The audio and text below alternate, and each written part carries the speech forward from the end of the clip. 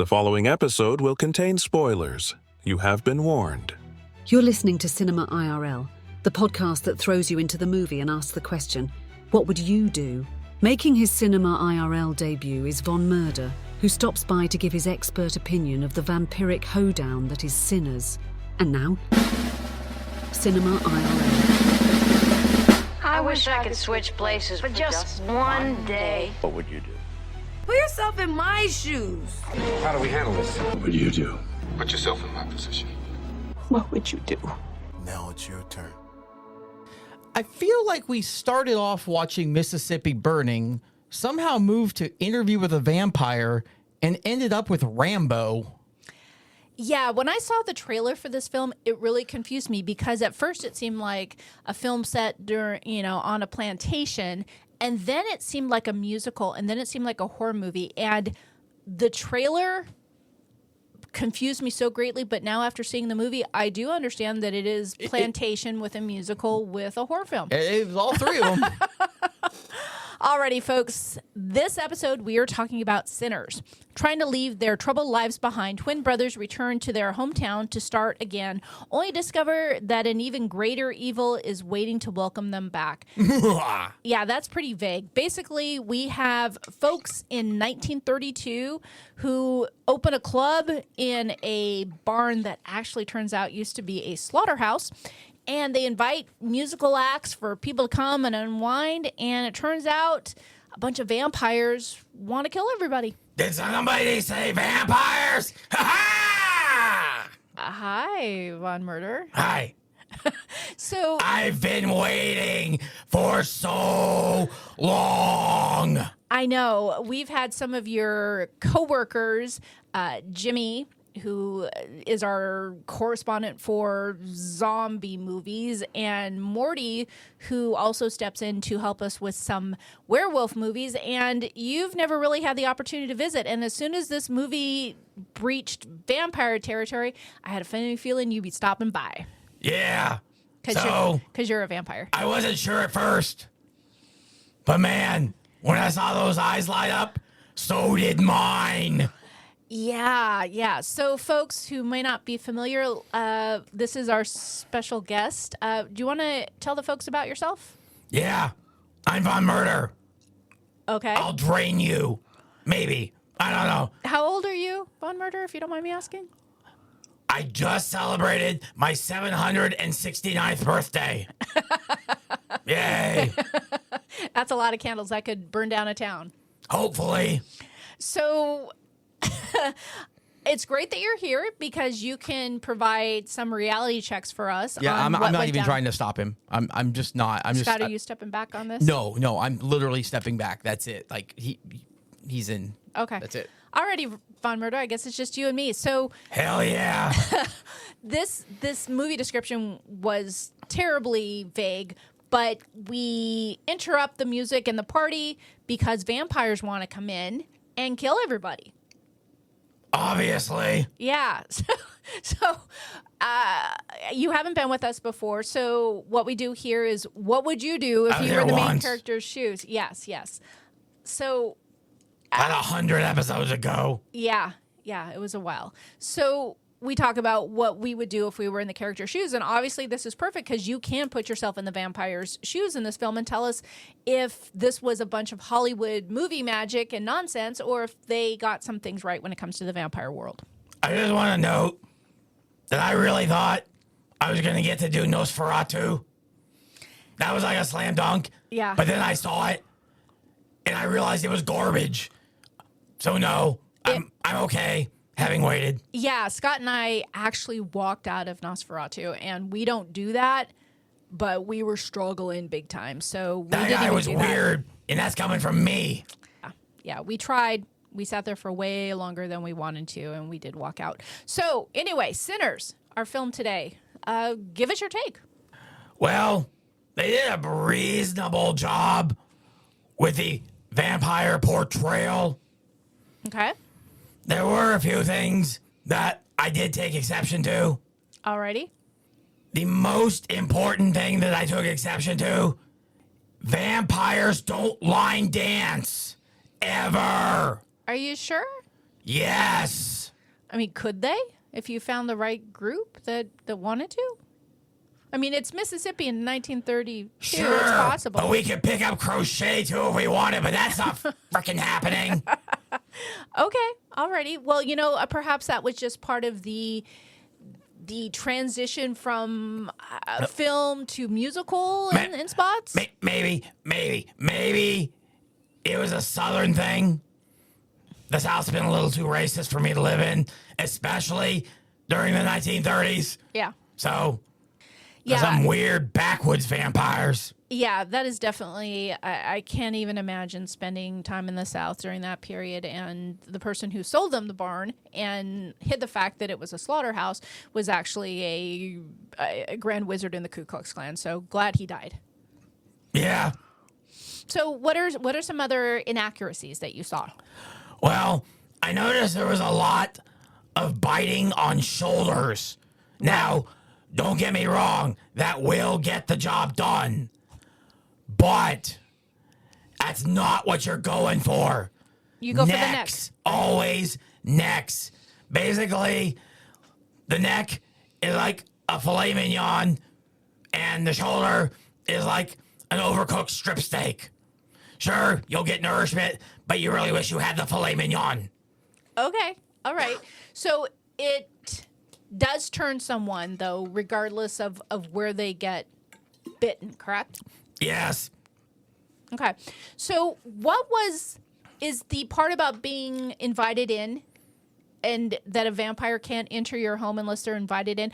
I know I've seen that when I watch Buffy the Vampire Slayer. 100% accurate. Okay. It's a little annoying at times, especially when I know that they're expecting me at like some potluck and I have to just stand there and wait. I know they'll invite me in. Remember, guys, you got to say, come on in. Yeah. I can understand how that would be a party faux pas if you're standing there with your platter of food to bring in and no one's inviting you in. I'm just glad your building has a security guy. Yeah. All right. So what else did Hollywood get right and wrong in this film? So there was a scene where briefly we saw a vampire in human form jump like he was going to fly. Do you mean when they were all outside? Yeah, that one white girl was about to get... Yeah.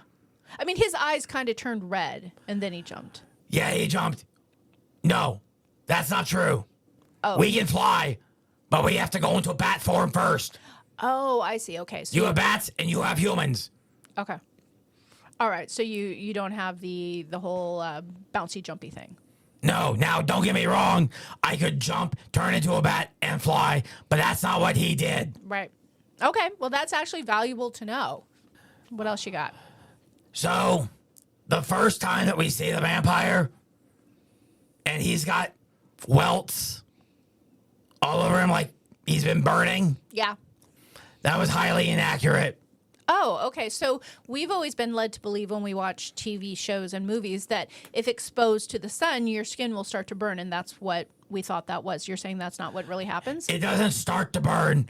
You get engulfed in flames in like 2 seconds. Oh, okay. If you're lucky, you get 2 seconds.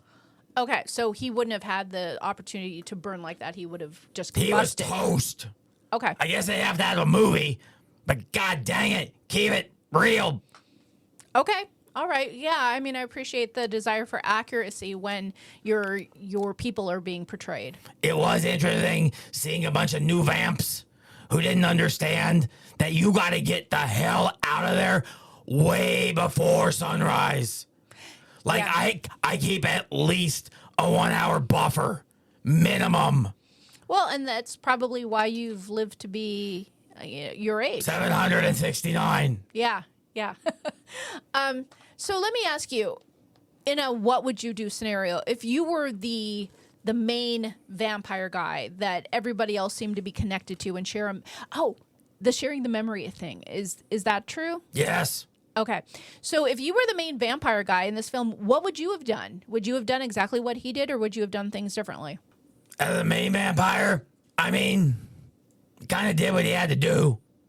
So. Well, he when we first see him, he kind of jumps and he runs to this house, and then it turns out some Indians are looking for him, and they knock on the door later and basically say, if you brought him into your house, you have no idea what you've done. Why would the vampire be with the Indians? What do you think was happening there? Dude screwed up and got caught. Oh, okay. So... And the Indians, they got some voodoo shit going on there. Okay, so... They somehow can tell us when we're completely in our human forms. I've never been able to figure it out. Oh, that's interesting. So if you were in that character's shoes and you had escaped, what would your first action be? What would you do?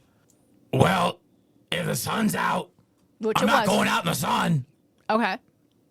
That's for damn sure. Okay, so it sounds like you would have done the same thing as our main character, run for a house, ask to be invited in, and then kill people. No. No? Oh, okay. Because that would have meant I was in the sun for more than 2 seconds. Oh, okay, so we're using the reality. You can't escape during the day. Ah, okay. Okay. It's pointless. You're dead. Got it. Okay. So once in the film, one of the characters yells, despite everyone else's objection, she yells, "Come on in." And so Dumb bitch. we all of a sudden see about 30 or so vampires encroach upon the club and come in and try to go for everybody. What do you think of that tactic? Listen, the invitation thing is pretty much the cosmos's way of saying we need to equalize the playing field a little. Okay. Y'all are too good. Y'all need some rules. Okay. That's one of the rules. Okay. She just said, we don't need your rules. The hell you didn't. Well, but don't you like it if someone basically gives you a win like that? Yes. Okay. Okay. I'm just trying to actually put myself in the humans for a second. Oh, okay. That was fucking stupid. Okay. Yeah. Yeah, I would not have been thrilled, especially based on the fact that just the sheer numbers, not even counting that the other side was vampires, that just the sheer numbers, that there was 7 people versus 30 or so? I don't think it was quite that bad, but it doesn't matter. You could have 7 vampires against 30 people, and I'm still betting on the vampires. Yeah. We are not easy to kill. You have to know how. Well, and it's not with bullets. Well, don't vampires also have superhuman strength? Yeah, it's not quite Hulk level. Basically, it's like maybe about twice to 3 times what a normal human can do. Okay. Basically like a strong man. Okay. So I appreciate you providing the insight about the bullets, because I think that's what that group of people went to, because they had guns. But surely they realized that only slowed down a vampire, but they still kept using them. What would you have done in that situation if you were the humans? The humans? Yeah. Well, they eventually figured out that the whole stake thing was good. And that's actually true? Oh, yeah. Okay. Absolutely. There's basically 2 ways to take us down. Okay. The sun and a stake. Okay. So there was a point in the film where they were trying to make sure that none of them, being none of the humans, had been turned and had done anything, because there was a body on the floor that they thought had been killed. And it turns out later we realized he had just passed out drinking wine. It wasn't blood, it was wine. And they tossed him outside and he basically got killed outside. However, they were doing this test to make sure that all of them were still humans, and they passed around some garlic and asked everyone to eat the garlic. Is that something that's real? What is the truth barometer here on the garlic? So I figured you were going to ask that. Garlic won't kill you. Basically, okay, the producer, you know him as Scott. Yeah. We played a prank on him once, Okay. and we put some peanut butter on a spoon and didn't tell him. He doesn't like peanut butter. No, he doesn't. Have you ever seen him react to peanut butter? I haven't. I have heard stories. it's a fairly violent reaction. But Plus, he'll puke a little bit if it gets too close. isn't some of that just psychosomatic, though? Well, not with the garlic, it's not. Well, I mean, with him and the peanut butter. No. Okay. Okay. So I've tried, trust me. You have to remember, I'm also a very good hypnotist. That's the one thing they didn't bring up in the whole movie about vampires. We're damn good hypnotists. Oh, okay. Well, so tell us about that. I tried to hypnotize the producer Okay. to make him like peanut butter. Oh, okay. That shit didn't work. Okay. So the test then, it's would have been pointless for them to have everyone eat garlic? I mean, would you have like gone like ooh or had a little attack or No. Well, it was still good because if you chowed it down with no problem, you're clearly not a vampire. Like, this is going to be a violent reaction, and it's going to be nearly impossible for them to swallow it. Okay, so maybe the one character at the end who was one of the musicians who was struggling with it, that might have been the reaction that we would have seen if someone had been a vampire. And it turns out it was just mixing the alcohol with too much alcohol. A with the little garlic. worse than that, even. Okay. I mean, like, I can't even remotely get it down. Honestly, I'm a little nauseous even thinking about it. So, how does that work? I feel like you've spent some time in Italy, right? I mean, there's lots of garlic there. How does that work? You avoid the garlic. Oh, okay. I mean, yes, I am a well-traveled vamp, but I don't spend as much time in cultures with a lot of garlic for that reason. Okay. Because if you eat garlic and then I drain your vein, that's nasty. Oh, yeah, that makes sense. I'll still eat, but it's nasty. Got it. Okay, so there were two little Easter eggs at the end of the film. One that popped up maybe a minute and a half into the credits, and then one that was all the way at the end of the credits. But the first one, fast forward 70 years, and you see two of our main vampire characters come back and visit one of the survivors from that night gone wrong. Sammy. In Mississippi. And they had obviously not aged, and Because we don't. Yeah, and they were dressed appropriately for the time period. And that's one thing I want to note. If you're going to get turned, do it when you're like a teenager or early 20s. What sucks is if, say, you're 90 years old and then you get turned because, yeah, you'll live forever, but you're living forever as a 90-year-old. Yeah, that would be unfortunate, wouldn't it? Especially if you had some aches and pains going and you just... Well, actually, I shouldn't assume. Do you still have the aches and pains? Fuck osteoporosis. Okay, so that goes away? I mean, it's still there a little bit. Okay. It's not necessarily the pain, but you don't need pain to break your hip. Yeah. Huh. Okay. Well, anything else, Von Murder, that you can offer our audience in regards to the vampire's perspective that you bring to our show today? Sammy started praying. He did. I thought that was hilarious. Oh, so that... I got the impression that didn't do anything because the vampires then started They praying mocked with him. him. Yeah. They mocked him. Yeah. Yeah. I would have mocked him too. Now, don't get me wrong. A cross would have been a different story. A cross is sort of like garlic, only it's even more violent. Well, can't it burn flesh? Yes. Okay. It won't kill you, but that shit stings. Okay. All right. Well, it's good to know that fact checking when they use prayer in movies and you frequently see whatever figure reciting prayer, it doesn't ever seem to have the effect that you would think. I'm thinking specifically of The Exorcist, which obviously isn't vampires, but that didn't work with Reagan and getting rid of her possession. So it didn't seem to do much with the I didn't vampires see that. either. Oh, you didn't see The Exorcist? No. Huh. Well, that seems like something you should add to your movie watching list. I think you'd enjoy it. Maybe, I don't know. Possession's not really my thing. Yeah, no, I understand it's definitely outside of your wheelhouse, but still. There were two more things Oh, okay. I had to say. Number Okay. one, there were several times that they jammed stakes into the back.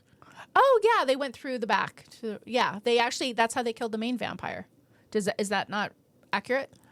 You can go through the back if you also go out the front. Yeah, they did do that on the main character. Yes. Okay. But several times in the brawl. Ballroom brawl or whatever it was, there were stakes in the back, and I'm sitting there going, why? Just why? You knew enough to use a stake, but you didn't know enough that it had to go through the heart? Well, I don't know if any of those characters actually really knew about that. They just had the benefit of one woman who actually... That one chick, yeah. Yeah, who was knowledgeable. How the hell did she know about it? It was the 1930s. There was no freaking internet. Yeah, I mean, I think some of that, is stuff that happens in the South. Louisiana bullshit. Yeah, and obviously Mississippi as well. So you said you had two things, so that means you have one left? Yes. Okay. So at the end of the movie, when the two vampires came back, yeah, and talked to Sammy, 70 years later. I appreciated that depiction of vampires. Okay. Just because we can murder you doesn't mean we will. It is not a thing like a zombie where you lose your mind and you're brainless. No, I still have all my faculties. If I don't want to drain you, well, if I don't want to drain you, probably need to see if I'm feeling well. Though I did promise the producer that I would never drain him or you. Okay, well, thank goodness for that. Yeah, and I don't know if it was ethics that kept Stack from attacking Sammy 70 years later. It was a promise that Stack made to Smoke, and basically Smoke said, "I won't kill you if you never hurt Sammy." So he would seem to be vampire's word is his bond. Apparently, yeah, because he did stick with that. They kind of came in, checked in with Sammy 70 years later, and then sauntered on out. It's not too often we even have to give our word. Yeah. Because normally you're dead beforehand. Right. Yeah, no, that makes and it's actually really comforting to know that you all take the giving of your word so seriously. I do find that reassuring. Yes, very much so. I mean, I might be a cold-blooded killer, but I have a little bit of honor. Okay, well, I personally have found it super beneficial for you to be here today and have your perspective and to give our audience some insights as to how to handle interactions with vampires and to really push back on the Hollywood nonsense that we are fed sometimes in these films. Thank you, yes. I have to go. I'll let Scott wrap up with you. Okay, alrighty, thanks for coming. You're welcome. Okay. I mean, it's Welcome not like back. I didn't realize he was going to show up. There was no way he wasn't showing up. Yeah. That dude has been talking about it nonstop, and he's still bitter that we started the podcast just after seeing Abigail. Yeah, he. I think he might have had a crush on Abigail. I mean, I think age, even though she appears to be a child, how old she was, a couple hundred years old. So Yeah. I'm glad we finally saw something that Von Murder could visit us with, considering we walked out on Nosferatu. Yeah, he was none too pleased on that. He actually hadn't seen the movie at that point, and he was. That was not a good day at the office. Let's just put it that way. But he said, "Okay, bitch, I'll go see it." And he came back the next day and he was like, "Okay, yeah, I get it." Yeah. Well, people stayed. I don't understand it. Did you have any final thoughts before we wrap here? I think we covered a lot of territory when Von Murder was here. Yeah, I pretty much just let him have that one. Like he's been talking about this for so long, and thank God we finally have it because I mean, as it is, I think we've had Jimmy and Morty on at least twice each, so he's still behind. But it was that whole having zero And yes, Deadpool versus Wolverine, he showed up, but that was just them barging in and doing a freaking ad. Yeah. Well, so your work here today is you're pretty much off the hook, and I think we had a great show. And thanks for coming to say goodbye. Yeah, it's good I could save my voice a little bit. I was feeling a little hoarse. We hope you enjoyed our episode. Thank you for listening. And to catch all the new episodes, please subscribe. We release 2 to 3 episodes weekly, so we'll have new content regularly. Until next time.